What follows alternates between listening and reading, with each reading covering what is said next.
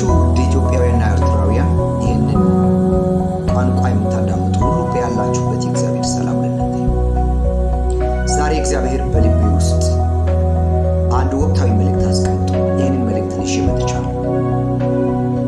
ከዚህ መልእክት በኋላ እግዚአብሔር የብዙ ሰዎችን ዓይንን እንደሚከፍት፣ መንፈሳቸውን እንደሚያነቃ፣ ከልባቸው መልእክት የሚቀበሉ ሰዎች በመንፈስ መክበድ እንደሚሆንላቸው አልጠራጠርም።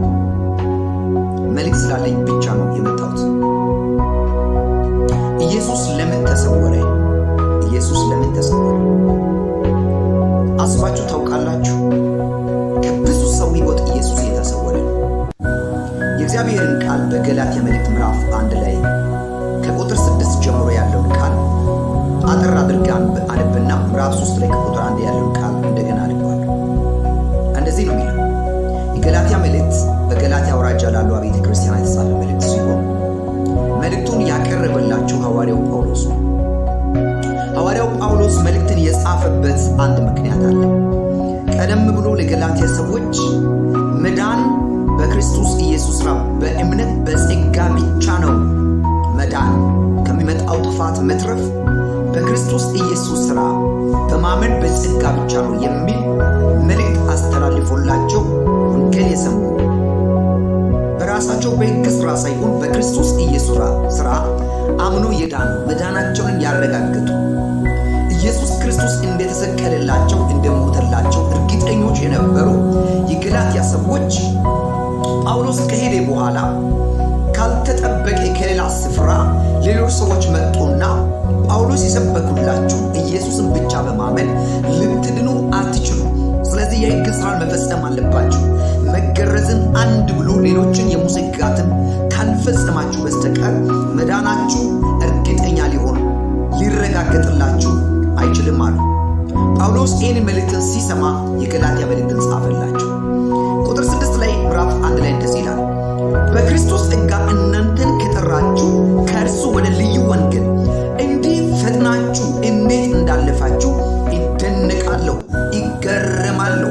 ከዳናችሁበት ጸጋን ከተቀበላችሁበት በማመን መንፈስን ከተካፈላችሁበት እንዴት ወደኋላ እንዳፈገፈጋችሁ ይገረማለሁ። እርሱ ግን ሌላ ወንጌል አይደለም። የሚያናውጧችሁ የክርስቶስን ወንጌል ሊያጣምሙ የሚወዱ አንዳንዶች አሉ። ወንጌልን ማጣመም የሚፈልጉ የራሳቸው ነገር እየከተቱ ትክክል ያልሆነው ነገር እየጨመሩ ምናልባት መጽሐፍን ሊጠቅሱ ይችላል። ከሌላ ስፍራ ከየትም አያመጡ። መጽሐፍን እየጠቀሱ የመጽሐፉን እውነትን የሚያጣምሙ ወንጌልን የሚያጣምሙ አንዳንዶች አሉ እንጂ ይላል። ነገር ግን እኛ ብንሆን ወይም ከሰማይ መልአክ ከሰበክንላችሁ ወንጌል የሚለይ ወንጌልን ቢሰብክላችሁ የተረገመ ይሁን ይላል።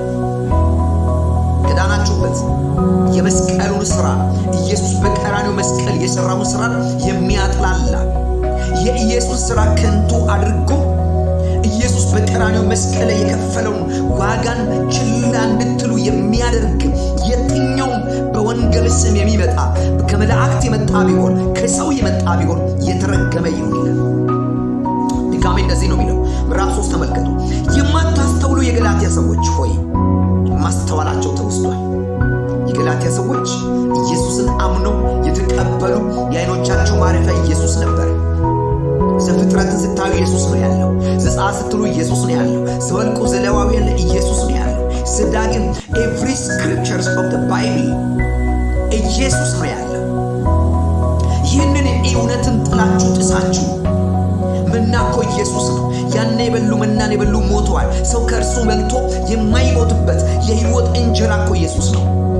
አሁን እናንተ ማስተዋል ጠፍቶባችኋል፣ ተወስዶባችኋል። የማታስተውሉ የገላትያ ሰዎች ሆይ በዓይናችሁ ፊት ኢየሱስ ክርስቶስ እንደተሰቀለ ሆኖ ተስሎ ነበር። ኢየሱስ ተስሎ ነበር እንደተሰቀለ ሆኖ። አሁን ግን ለእውነት እንዳትታዘዙ አዚም ያደረገባችሁ ማን ነው? ይህን ብቻ ከእናንተ እንዲማር መስማት ፈልጋለሁ ይላል። ሰሞኑን ውስጥ አንድ ጭንቀት አለ። ሰይጣን በየዘመናት በየጊዜ ሰዎች አይኖቻቸውን ከእግዚአብሔር እንዲመልሱ አደገኛ የሆነ ስራን እንደሚሰራ አትጠራጠሩ። የተለያዩ ታክቲኮችና ቴክኒኮችን ይጠቀማል። አሁን የወንጌል አማኞች ክርስቲያኖች፣ ወንጌላውያን፣ ፓስተሮች፣ ነቢያት፣ ሐዋርያት፣ የተጠሩ ዘማሪያን፣ ክርስቲያኖች፣ ቅዱሳን የተሰጣቸውን ተልእኳቸውን ትተው የተሰጣቸውን የወንጌልን ተልእኮን ትተው ሌላ ነገርን ያልተጠሩለትን ያልተሰጣቸውን የቤት ስራን እየሰሩ ጊዜያቸውን እየጨረሱ ይታያል።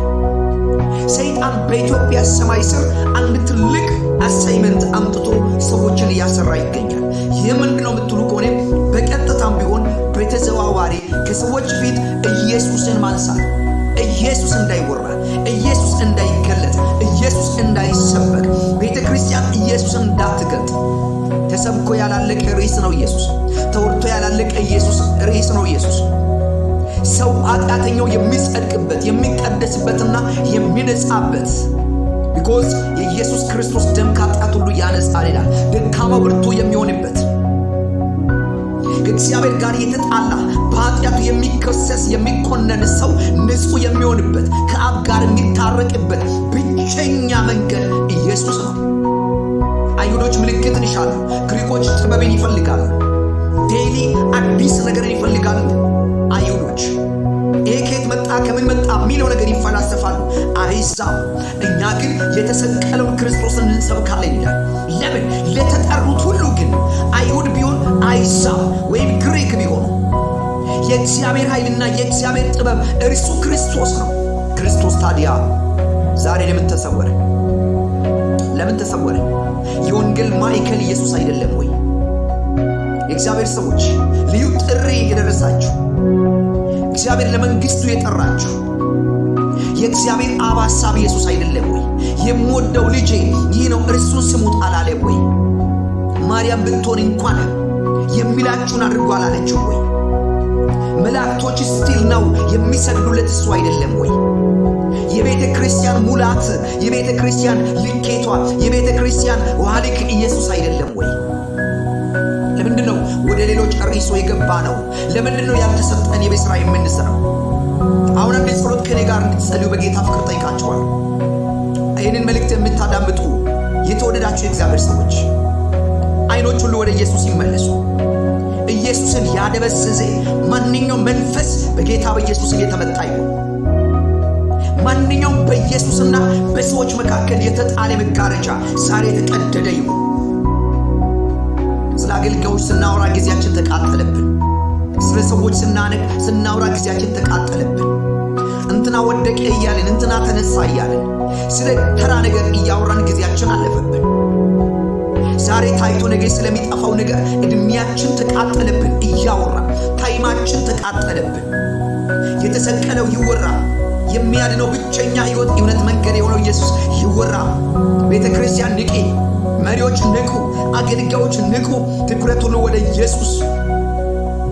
ኢየሱስ ለምን ተሰወረ? አሁን ሰይጣን አንድ ፕሮግራም ይዞ እየተንቀሳቀሰ እንዳለ ነፍሴ በእነዚህ በ3 ቀናት ውስጥ እየተጨነቀች ሰምቻለሁ። እርግጠኛ ሆኜ ነው ወደዚህ ሚዲያ ዛሬ የመጣሁበት ምክንያት ይሄ ነው። ኢየሱስን ሊሰውር ነው ጠላት የሚፈልገው። የእናንተን ዳይመንድን አይፈልግም፣ የእናንተን ወርቅን አይፈልግም፣ የእናንተን ገንዘብ አይፈልግም። ኢየሱስን ሊወስድባችሁ ይፈልጋል። ኢየሱስን ሊሰውርባችሁ ይፈልጋል። ቤተ ክርስቲያን ኢየሱስን የምትገልጥ ከሆነ የገሃነም ደጆች ይዘጋሉ።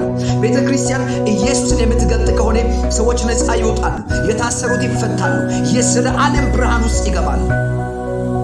ሰዎች ገንዘብ ያላሳረፋቸው፣ ሀብት ያላሳረፋቸው፣ በዚህ ምድር የሚቆጠር ነገር ያላሳረፋቸው ሰዎች ኢየሱስን ሲቀበሉ በእውነት ያርፋሉ። ዛሬ ከኢየሱስ ጋር መታረቅ አንድ ጸሎት እንጸልያለን። በጌታ በኢየሱስ ክርስቶስ ማንኛውም ጭጋግ፣ ማንኛውም ጨለማ ተከትሎ የመጣ በምድሪቱ ላይ እውቅናን ያገኘ የሚጠራ ቦታን ያገኘ ስም ያለው ከፍ ያለ ስምናን ያተረፈ በብዙ ሰዎች ሕይወት ላይ በክብር የተገለጠ ማንኛውም የጨለማ አሰራር ለዘላለም ይፍረስ። በምድሪቱ ላይ የኢየሱስ መንፈስ ጳውሎስ እናገር የእግዚአብሔር ምስጢር የሆነው ኢየሱስን እንድታውቁ እጋደላለሁ ነው የሚለው። የጥበብና የእውቀት ሁሉ መዝገብ በእርሱ ላይ ነው ይላል። ይህንን ብርሃን የሆነውን ኢየሱስን ከሕይወታችን ሊሰውር የወጣ ማንኛውም ጨለማ በኢየሱስም የተሰበረ ይሆን። በኢየሱስም የተሰበረ ይሆን። ስላለማችሁ በኢየሱስ የተባረከ ይሁን። ኢየሱስ የእግዚአብሔር ልጅ ያለ ስምናችሁ የተባረከ ይሁን። አሜን። በኢየሱስ አንድ ቆንጆ ምሳሌ ይሰጣችኋል። ይህ የኢትዮጵያ 200 ብር ነው። የኢትዮጵያ 200 ብር። በዚህ በኢትዮጵያ 200 ብር አንድ ብር አለ፣ ሁለት ብር አለ፣ ቁጥሩት 5 ብር። የኢትዮጵያ ብር ኖቶች 10 ብር፣ 50 ብር፣ 100 ብር ራሱ 200 ብር አለ። 100 የሚፈልግ ሰው በዚች በአንዷ ኖት በአንዷ ወረቀት ውስጥ 100 ብርን ያገኛል። 50 ብር የሚፈልግ ሰው በዚህ ውስጥ ያገኛል። አንዱ ኢየሱስ ሁሉ ነገራችሁ ነው። በዚች ውስጥ የምትፈልጉትን እንደምታገኙ ሁሉ የሰው ምሳሌ ነው የጠቀስኩላችሁ ያመጣሁላችሁ። ኃይላችሁ ነው፣ ክብራችሁ ነው፣ ሞገሳችሁ ነው፣ ከፍታችሁ ነው፣ ዝናችሁ ነው፣ ቅባታችሁ ነው።